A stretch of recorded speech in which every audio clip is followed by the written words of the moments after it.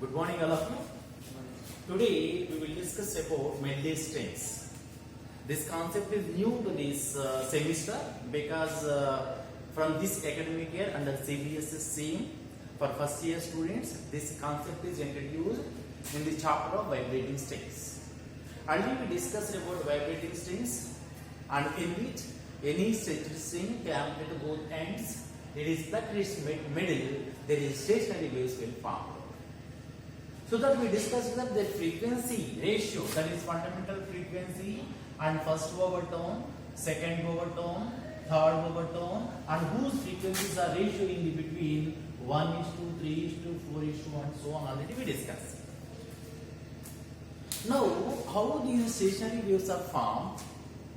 Is it transverse stationary waves, or those are longitudinally transverse waves, which was first produced by Mendel, a German scientist. So after his name, it is taken as Mendel's experiments or Mendel's experiment. So this concept is taken as Mendel's strings. He is a German scientist called Mendel. So firstly, he have taken a stretcher string, and one end is connected to the tuning fork, and another end is handled by the weights. So there is some stretcher string, and there is formed a transverse waves, and thereafter it is stationary waves. Of course, this can be explained like this. This is the tuning fork. This is the string. One end of the string is connected to the one prong of the tuning fork, and another end of the string is kept on the pulley, and some weight is handled. This experiment was first done by Mendel. First, what is string? String is nothing but it is a metal.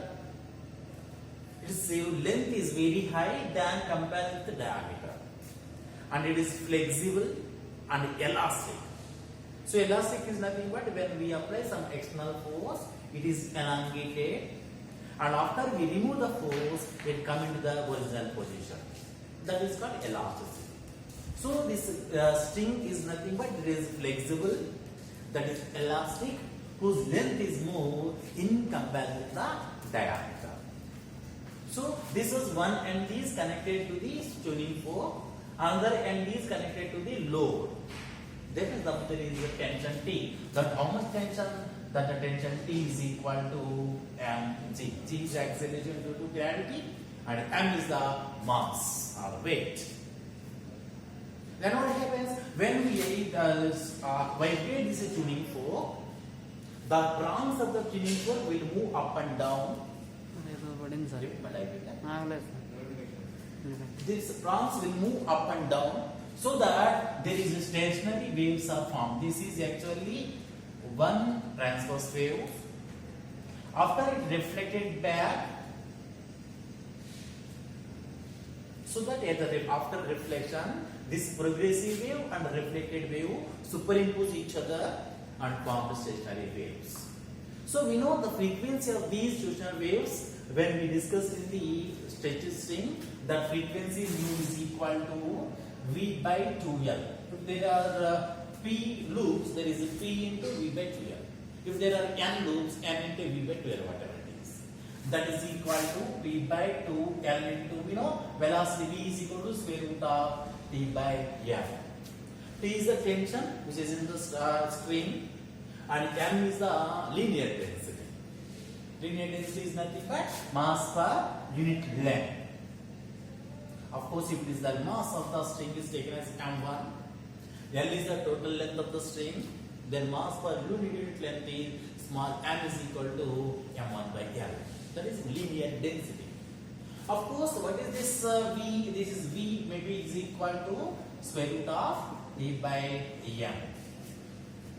So, how can we do this experiment to find the frequency? And of course, we can find the linear density when the velocity known, or when we can find the tension when we know the linear density and velocity.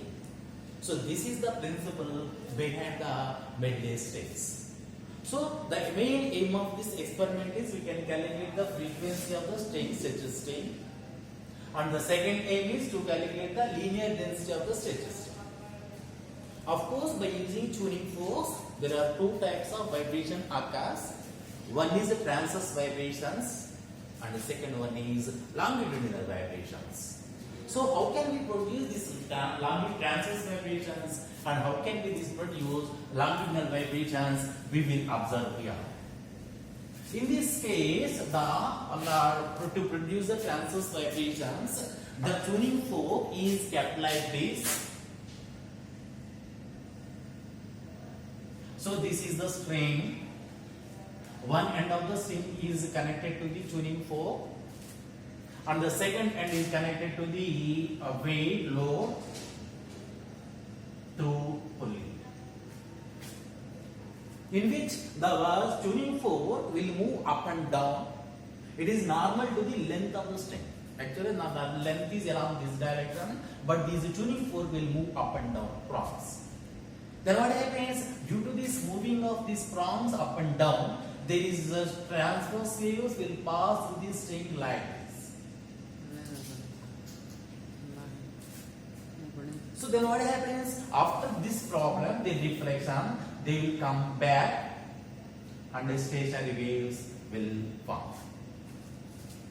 So in this situation, the frequency of these transverse waves is F is equal to square root of G capital M by 4 small m x square.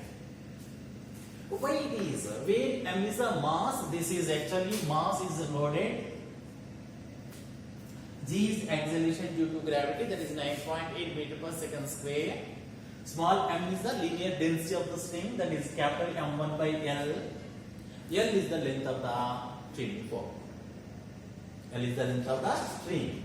So this is the, what is the space in this? What about frequency of the tuning fork and tuning frequency of the string in this case? Whenever you observe, the tuning fork will move up and down and will come back.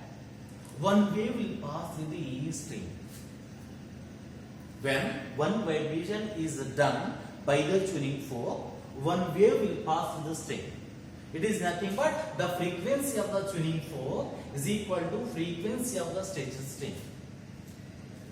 Frequency of the Stetcher string. So that in this case the frequency can be calculated using this experiment. Is F is equal to square root of Gm by 4ml square. And what about longitudinal vibrations? In case of longitudinal vibrations, the tuning fork is kept like this. The string is connected one prong of the tuning fork and this is another end is connected to the load. This is of course pulley. So some weight is hanging here, that is tension T is equal to mg in the string. When we vibrate the tuning fork, then what happens? This tuning fork will move to and fro. Then what happens? When it is coming towards left side, this string is elongated. And the prong is going right side, the string is straighter. So due to this prong, it will move to and fro. There is longitudinal waves are formed in this case in this string. Of course, these longitudinal waves will move along this direction and to the pulley and will come back. Actually, these vibrations are like this. Will move this direction and come back. Will move toward fro. Of course, for easiness, we are taking as same as the transverse vibrations. So these are stationary waves formed in this case also. Of course, in this case, there is a transverse stationary waves. In this case, longitudinal transverse waves. What is happening in this case? Actually, the string or the prong of the tuning fork will have one vibration. There is only half of the wave will generated in the string. Only half of the wave will generated in the string. So in this case, the frequency of the tuning fork is equal to 2 times of the frequency of the string. That is the difference between transverse waves and longitudinal waves. In case of transverse wave, the frequency of the tuning fork is equal to frequency of the string. But in this case, for only one full vibration of the prong of the tuning fork makes only half wing only or half wave only. So that the frequency of the tuning fork is equal to 2 times of the frequency of the string. So that F1 is equal to F2. In this case, the frequency of the string F is equal to, that is square root of Gm by only ML square. This is capital. Actually, that is the formula to calculate the frequency in case of longitudinal transverse wave, longitudinal stationary waves in Melday strings. So, by using this experiment, easily we can calculate linear density and frequency. So, this is the experiment done by the Melday, is called Melday's experiment. Thank you.